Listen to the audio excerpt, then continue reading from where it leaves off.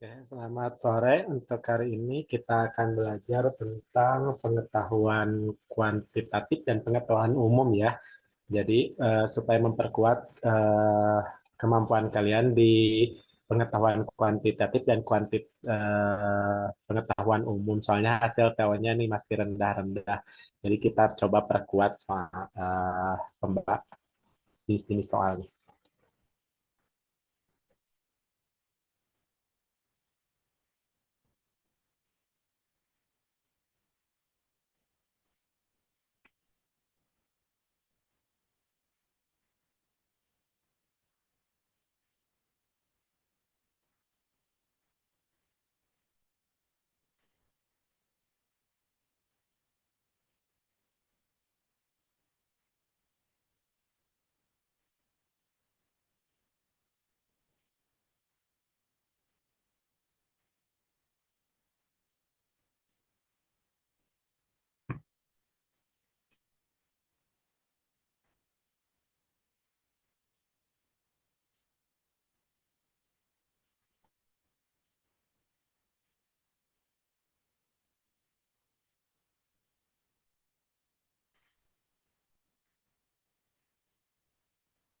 Sebentar ya.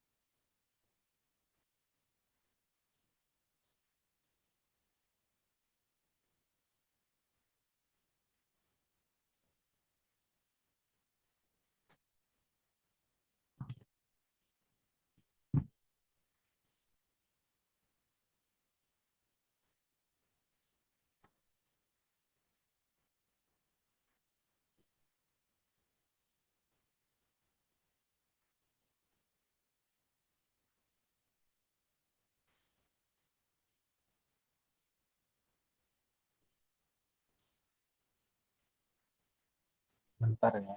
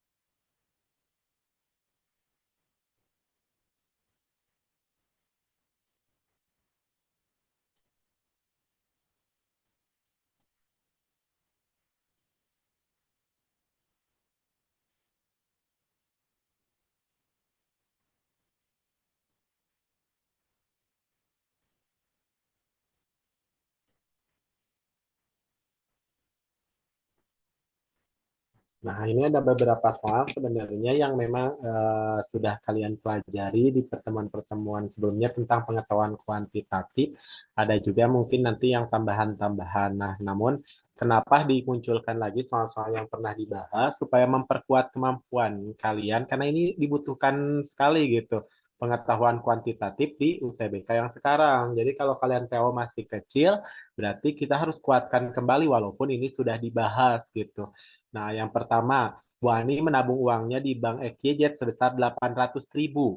Bank EKJ memberikan suku bunga tunggal 9% setahun.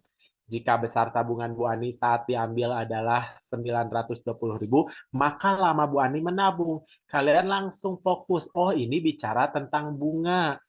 Bunga yang diperoleh Bu Ani. Berapa bunganya? Ya udah 920.000 ini kamu kurangi kan dengan 800.000 tabungan awalnya. Kan bunga tuh kelebihannya kan.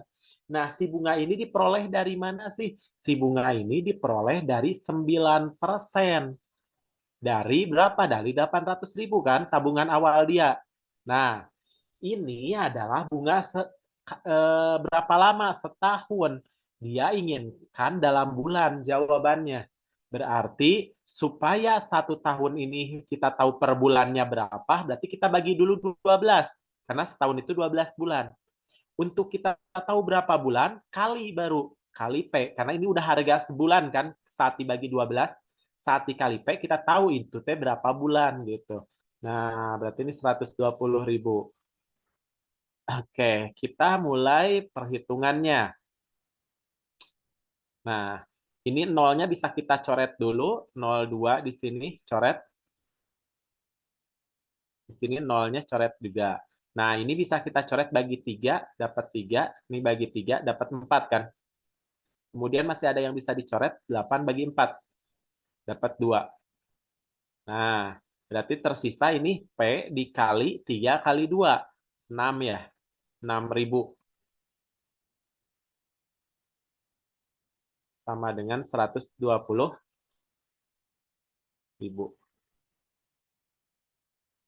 Berarti P-nya adalah 120.000 dibagi 6.000 ya.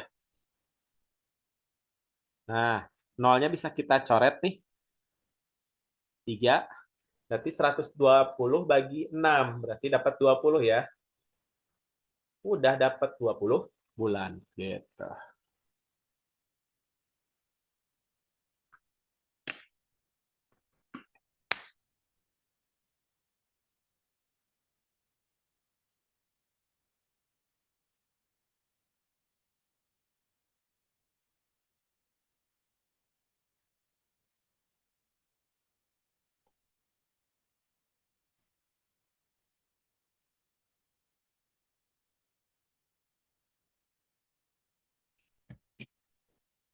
Nah, silahkan dilihat dulu untuk soal nomor 2.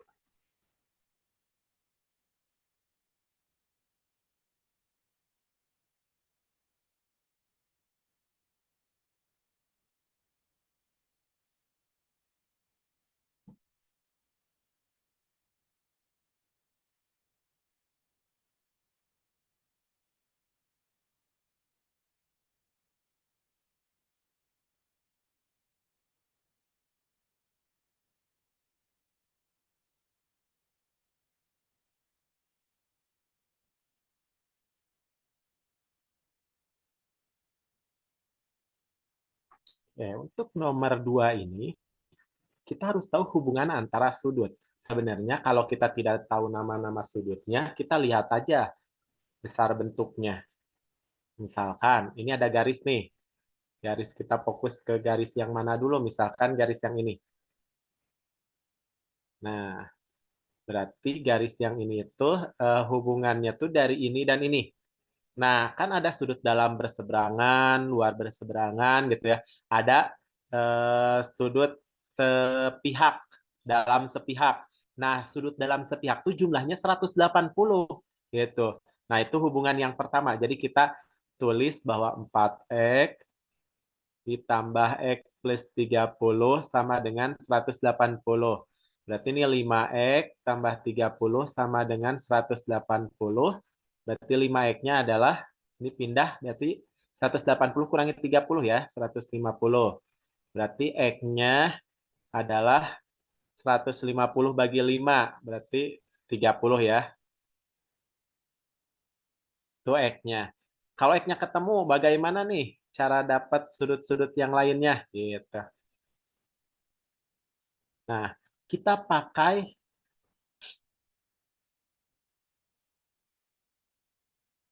nah ini jangan gunakan jet dulu karena belum ada hubungannya. Nah, sampai ke sini nih. Yang hijau sama sudut dalam sepihak. Gitu. Sudut dalam sepihak. Oke. Berarti nih Y plus 20 kita ditambahkan dengan Y plus X plus 30 ya. Nah, ini totalnya sama 180. Nah, Y tambah Y jadi berapa? 2Y ya. X itu kan 30 nih. 30 tambah 30, 60. 60 tambah 20, 80 ya.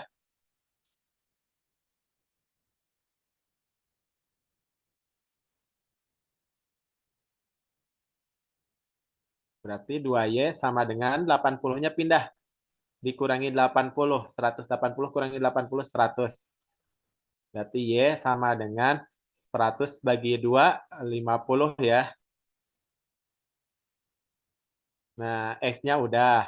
Y-nya udah. Kita cari Z-nya. Z itu hubungannya ini nih. Sudut boleh boleh kita pakai sudut pelurus ke sini boleh. Pakai sudut dalam berseberangan dengan yang ini boleh. Nah, dengan yang ini. Ini sudut dalam berseberangan namanya. Jadi besar sudutnya sama. Z sama dengan Y plus 20. Berarti 50 tambah 20 sama dengan 70. Nah, berarti Z-nya 70. Silahkan. Ada yang mau ditanyakan?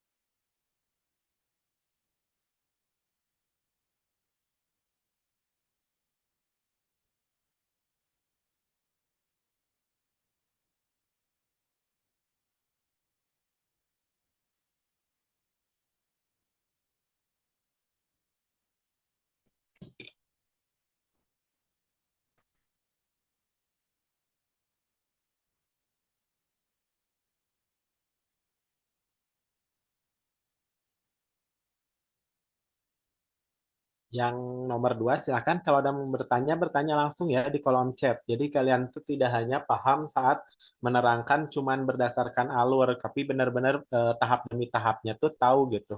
Supaya meningkat hasil pengetahuan kognitifnya ya. Nah, nomor tiga, silahkan dibaca terlebih dahulu.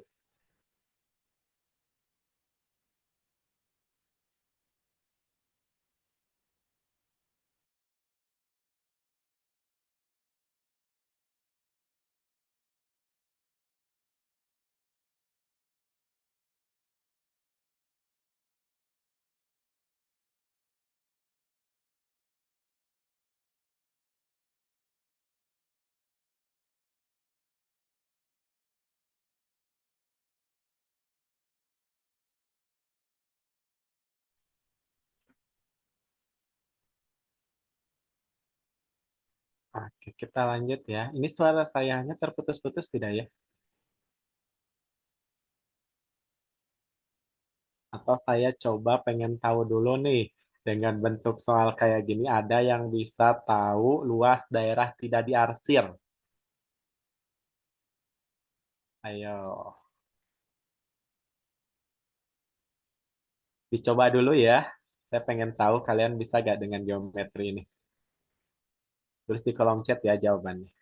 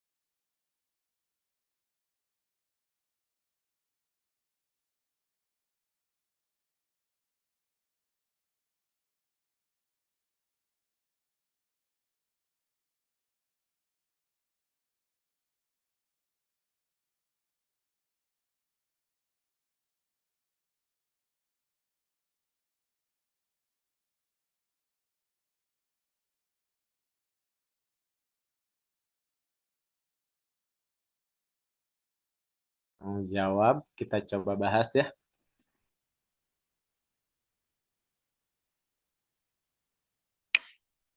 Oke, ini luas daerah yang diketahuinya. Nah, kita harus tahu bahwa kan kita pengen luas daerah tidak diarsir ya. Luas daerah tidak diarsir itu adalah luas persegi panjang ini nih, luas satu ini. Luas satu tambah luas dua ini.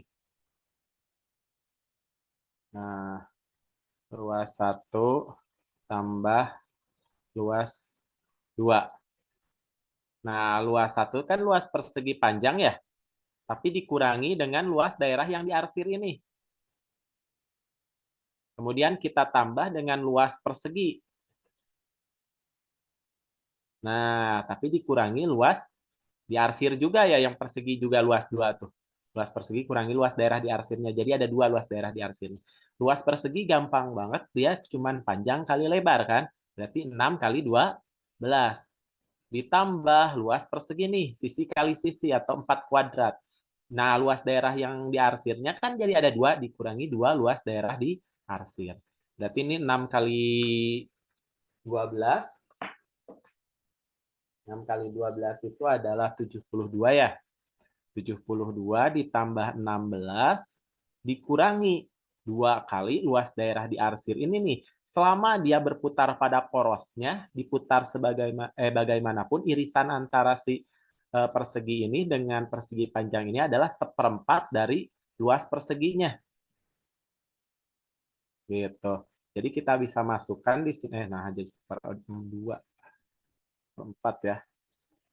Oke, berarti kita tuliskan seperempat dari 16 gitu ya. Berarti ini 72 tambah 16, 88. 16 bagi 4 nih, 4, 4 kali 2, 8. Nah, betul sekali jawabannya tadi 80 cm persegi.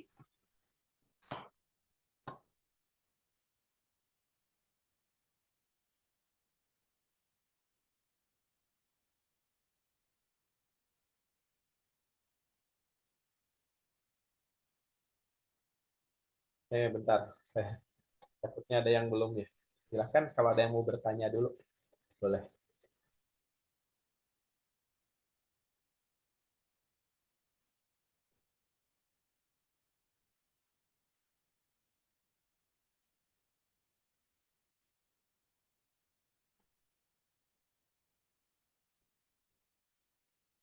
Bahkan, kalau tidak ada, saya lanjut ya ke nomor berikutnya. Nah, ini soal perbandingan, saya ingin kalian, karena ini soal benar-benar berulang terus kan, sering muncul gitu. Antara perbandingan yang senilai maupun berbalik nilai. Ini udah pasti berbalik nilai, kalian udah tahu ya bahwa antara pekerja dan hari. Nah, coba ayo dijawab, tapi lebih cepat coba berhitungnya. Ini sering keluar, sering dibahas juga, jadi mudah-mudahan kalian sudah lebih cepat saat harus menghitung.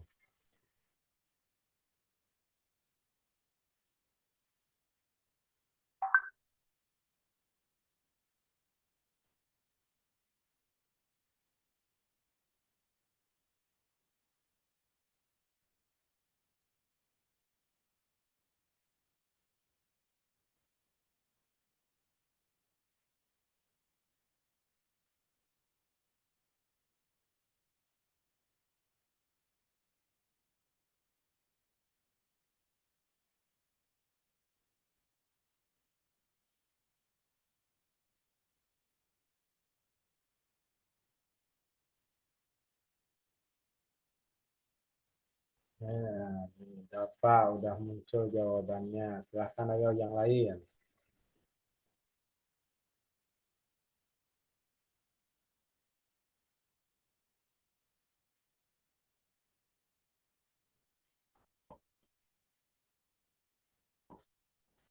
Suara saya aman ya, tidak terputus-putus.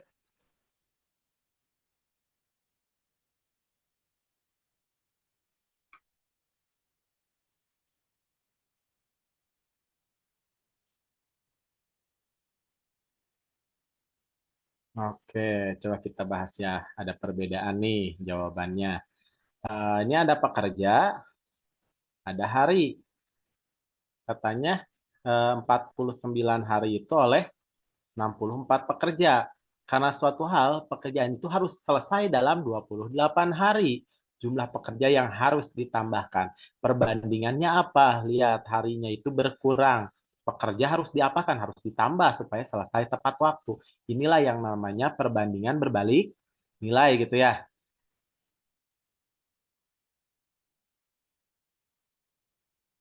Nah, perbandingan berbalik nilai harus ada yang dibalik salah satu. Asalnya 64 per P, jadi saya balik nih. P per 64 sama dengan 49 per 28. 49 per 28 enak dapat dibagi 7 ya, ini dapat 7, ini dapat 4. Oke, kita bisa dapat P sama dengan 7 per 4 dikali 64. Nah, 64 dibagi 4, berarti dapat 16 ya. Nah, udah tinggal 16 kali 7, 112. Oke. Nah, jangan sampai tertipu. 112 itu adalah pekerja yang harus ditambah, pekerja yang dibutuhkan. Sedangkan ini pekerja yang apa? Yang harus ditambahkan. Kalian udah punya berapa pekerja sebelumnya? Sudah punya 64 pekerja. Berarti yang harus ditambahkan itu 112 kita kurangi yang udah ada 64. Berarti jawabannya 48. Jawabannya C ya. Jangan sampai kalian ceroboh nih udah panjang-panjang ngerjain terus kalian lupa yang ditanyakannya yang mana gitu. Betul ya, 48 nih banyak yang betul.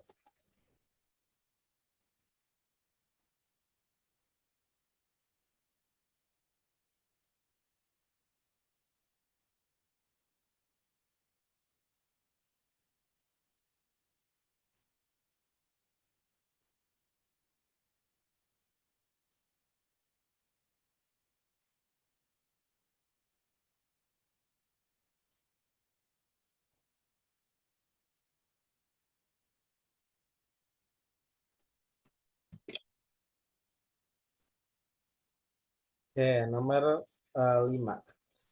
Diketahui rata-rata dari 6 bilangan adalah 55. Oke, rata-ratanya 55. Selisih bilangan terbesar dan terkecil adalah 12. Berarti yang kecil saya kasih nama K gitu ya. Jadi rata-ratanya itu terdiri dari yang kecil K, yang besar B. Ada satu bilangan terbesar dan satu bilangan terkecil, sedangkan bilangan lainnya sama. Jadi kalau saya kasih nama, ini kecil, yang ini A, kan sama gitu, S aja lah ya, biar lebih ini, lebih pas dengan huruf awalnya. S sama. Ini besar, per 5. Nah, ini kata ratanya rata-ratanya 55 sama dengan K tambah B tambah 3S. Berarti per 5. Nah, terus kita punya modal bahwa selisih bilangan terbesar dan terkecil berarti B kurangi K. Jangan K kurangi B. Kenapa? Kan besar kurangi kecil gitu. Ya kan? Nah, besar kurangi kecilnya itu adalah 12. Nah, yang ditanya adalah rata-rata dari tiga bilangan terkecil. Nah, oke, berarti ini sebenarnya lebih enak pakai rata-rata gabungan ya.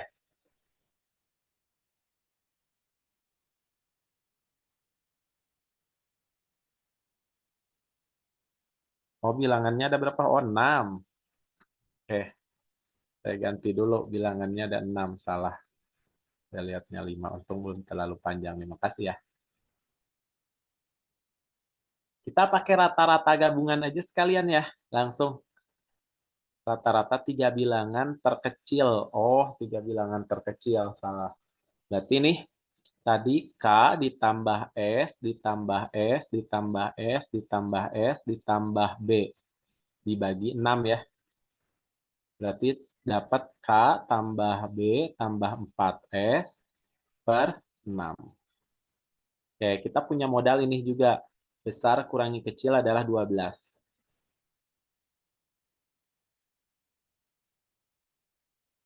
Yang ditanyakan rata-rata tiga bilangan terkecil. Berarti pertanyaannya tuh kita kan mentok nih di sini belum tahu apa-apa. Udah kita masuk ke pertanyaan aja. Ditanyakannya itu adalah K tambah 2S kan dibagi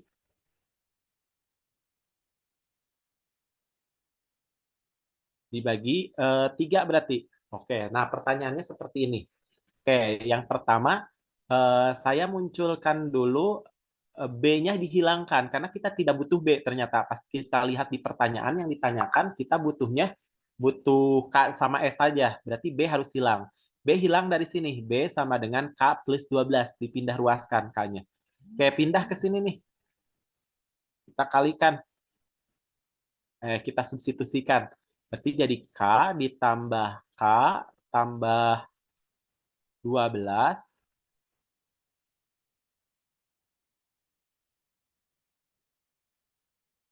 ditambah 4S per 6. Oke, berarti ini 55 sama dengan K tambah K 2K ya.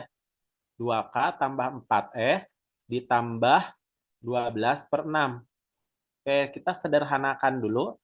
Dibagi 2 semua, berarti 55 sama dengan K plus 2S plus 6 per 3 gitu ya. Nah, ini kan menyerupai soal K plus 2S per 3-nya, tinggal kita memindahkan angka 6 ini. Berarti ini K plus 2S per 3. Nah, yang 6-nya kita pindah, kita bagi 3. Berarti jadi 2 ya. 2-nya pindah ke sini. Jadi 53 ya. Sama dengan K plus 2S per 3. Nah, ini 2 tuh dari 6 bagi 3. Dibagi dulu. Kalau yang lain kan nggak dibagi, dibikin per. Karena memang tidak ada, nggak bisa dibagi. Oke, berarti jawabannya 53 yang D. Silahkan kalau ada yang mau ditanyakan. Oh, nggak pakai rumus rata-rata gabungan, pakai rumus rata-rata biasa. Tadi saya kira pertanyaannya itu, kan tadi saya salah nulis 3S gitu. Saya kira pertanyaannya rata-rata yang nilai yang sama. Tadi kan karena salah, angkanya bukan 6, tapi angkanya 5 tadi saya, padahal 6. Jadi ini rata-rata biasa sebenarnya. K tambah S tambah S tambah S tambah S tambah B.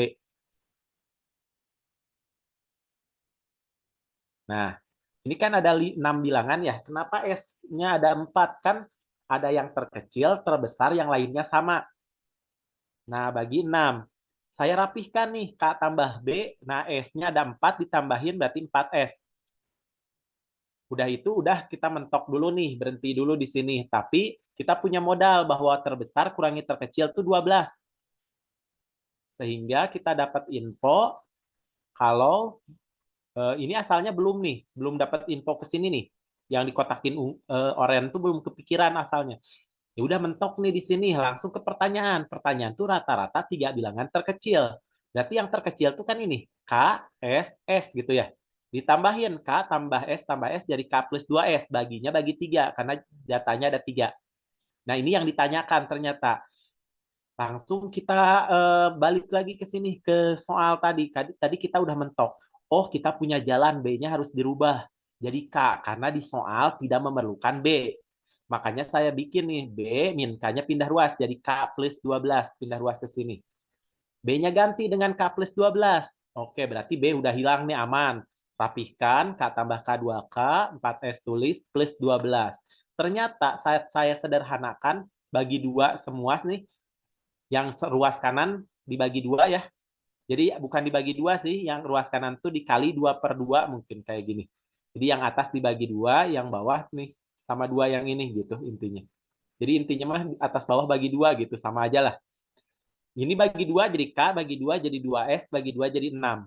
Nah, karena kita hanya butuh segini, berdasarkan soal, makanya yang plus 6 dioperasikan dulu bagi 3, jadi 2. Pindah ruas saja, 55 kurangi 2, jadi 53. Gimana? Udah berbentuk soal langsung itu. Gimana, paham tidak?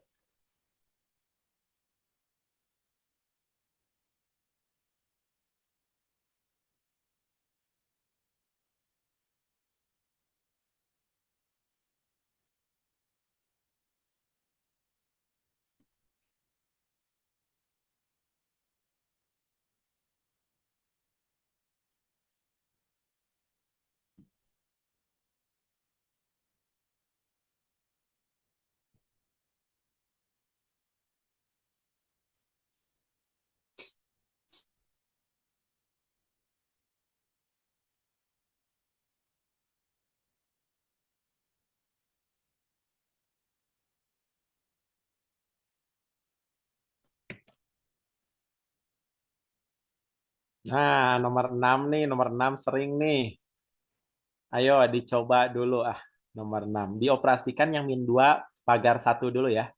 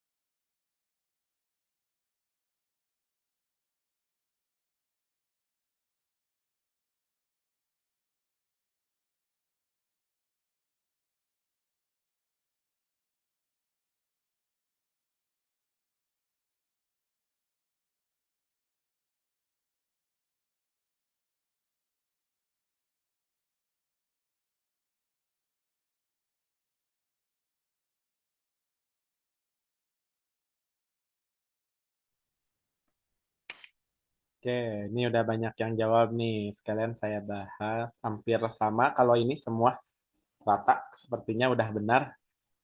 Nah, cuman saya sedikit menguatkan bagi teman-temannya yang belum terlalu paham ya.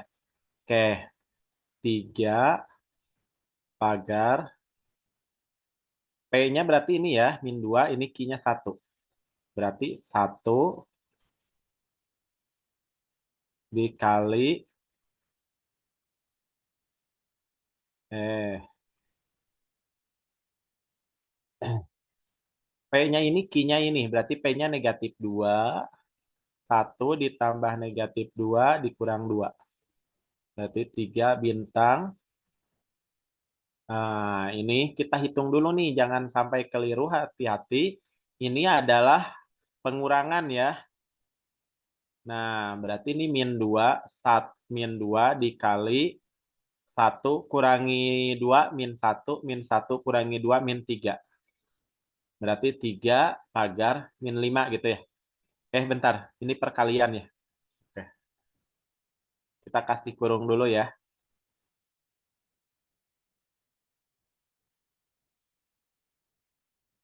Nah, min 2 1 kurangi 2 min 1 min 3 gitu. Kaliin jadi 6. Nah, 3 pagar 6. Berarti P-nya 3, Q-nya 6. 3, bentar.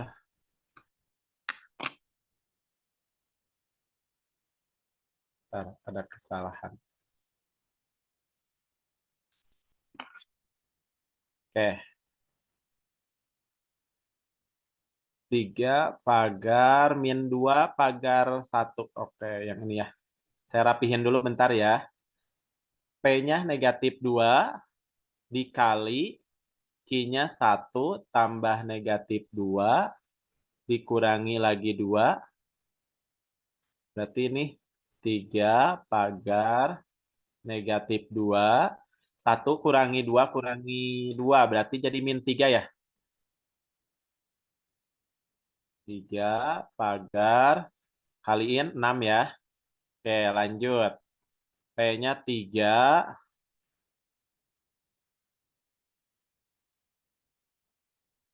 Q-nya 6 tambah 3 kurang 2. 9 kurangi 2, 7 ya. Betul, 21 jawabannya.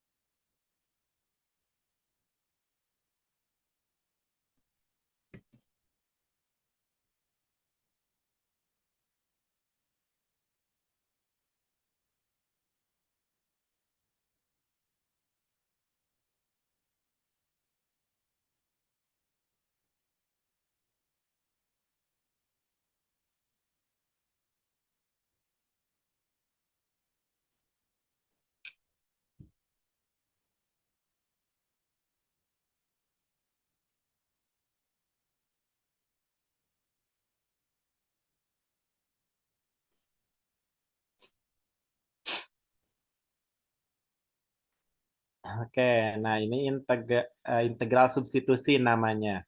Kenapa substitusi? Karena pangkat tertingginya lebih tinggi satu dibanding di luar, gitu ya. Nah, pernah diajarin kan? Pertama kita misalkan dulu. Misal, di bawah aja.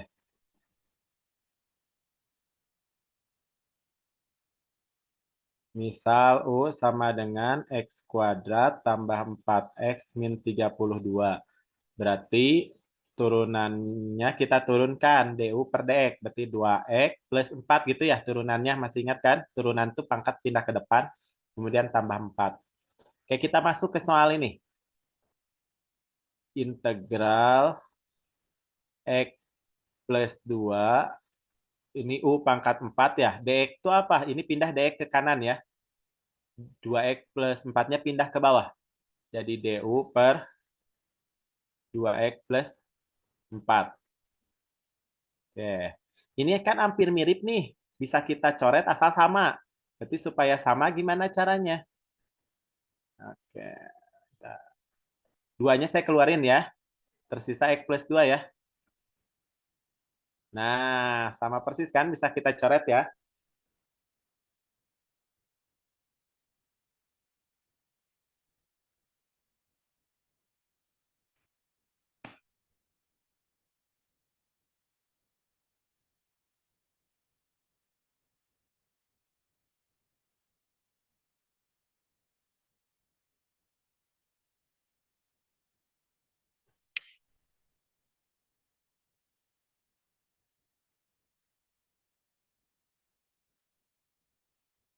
Oke.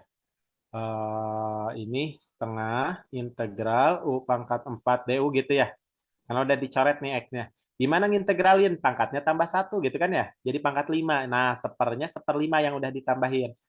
Jadi ini seper 10. U-nya kita rubah kembali ya dengan pemisalan, yaitu X kuadrat plus 4X min 32. Pangkatnya pangkat 5 plus C. Yang E ya. Yang GX-nya yang mana? Kenapa DX-nya? Yang kenapa DX-nya yang mana? Yang ini bukan. Kenapa DX-nya berubah jadi DU? Itu bukan. Jadi kan ini asalnya DX nih. Nah, harus jadi DU. Kenapa? Karena dimisalin U sama kita. Nah, ini kan DX ada nih muncul dari pemisalan tadi pas diturunin. U dituruninnya DU per DX. Kenapa? Kan maksud D itu diferensiasi fungsi U terhadap variabel X. Makanya DU per DX. Karena ininya variabel X nih. Jadi DU per ini pindah ke bawah. DX plus 4. Ini DX pindah ke kanan. Jadi DX-nya DU per 2X plus 4 gitu. Supaya sama-sama U. Nah, makanya variabel X usahakan hilang. Cara ngilanginnya gimana? Kan X plus 2 dengan 2X plus 4 nggak bisa langsung dicoret ya. Tapi kalau disamakan bentuknya bisa dicoret. Dengan cara duanya dikeluarkan. Tersisa X plus 2. Berarti kita bisa coret X plus 2-nya ya. Sama-sama X plus 2. Nah, kalau ini udah tinggal ngintegralin biasa. Ini seperdua dari mana? Dari sini nih. Per 2 ini kan ditulis di belakang bisa karena nggak ada variabelnya. Tinggal U pangkat 4 ngintegralin tuh pangkatnya tambah satu. Pakai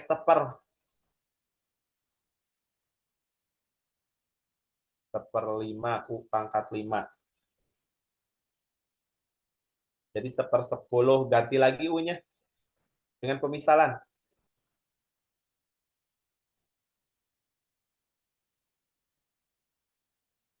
Nah, gimana? Udah paham belum? Gimana, Dap? Bisa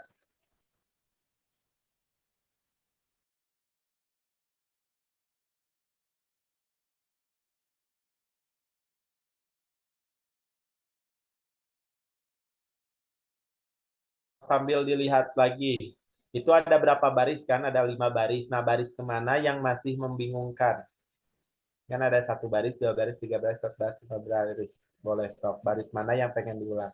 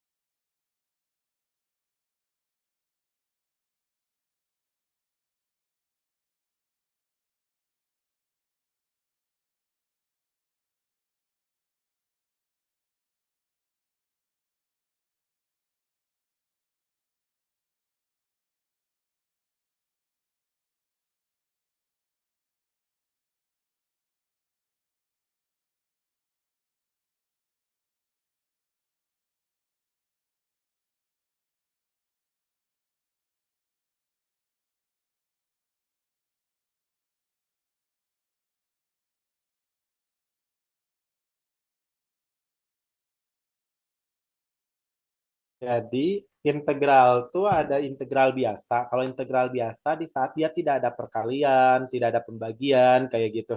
Jadi misalkan integralnya tuh,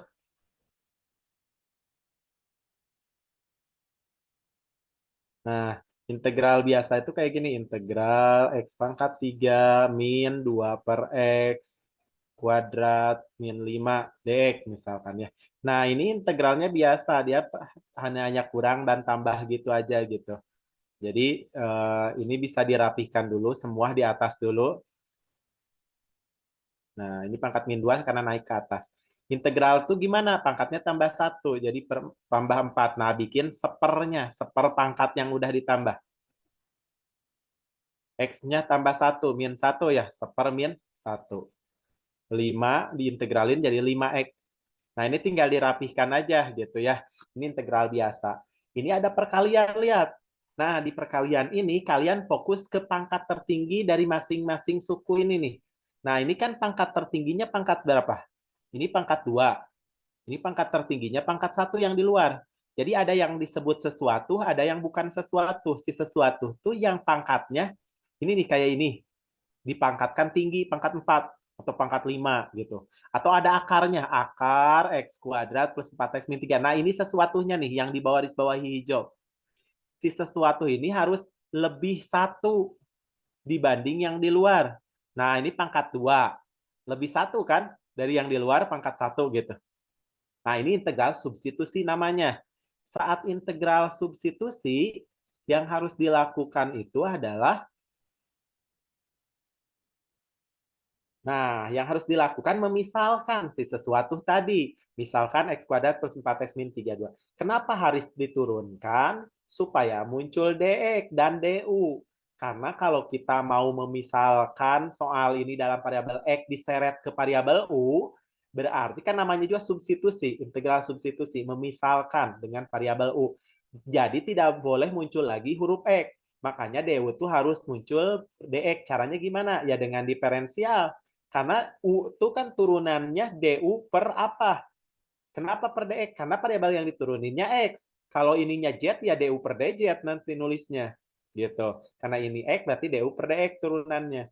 Nah, supaya apa? Supaya nanti DX bisa dirubah dalam bentuk U. Kalau masih muncul per huruf X, variabel X, maka harus bisa hilangkan dengan cara biasanya bisa dicoret memang gitu. Tapi harus dirapihkan dulu, nggak bisa nyoret begitu saja kayak ini X plus 2 dengan 2X plus 4 dicoret nggak bisa. Karena ini sepaket harus bentuknya sama dulu baru bisa dicoret.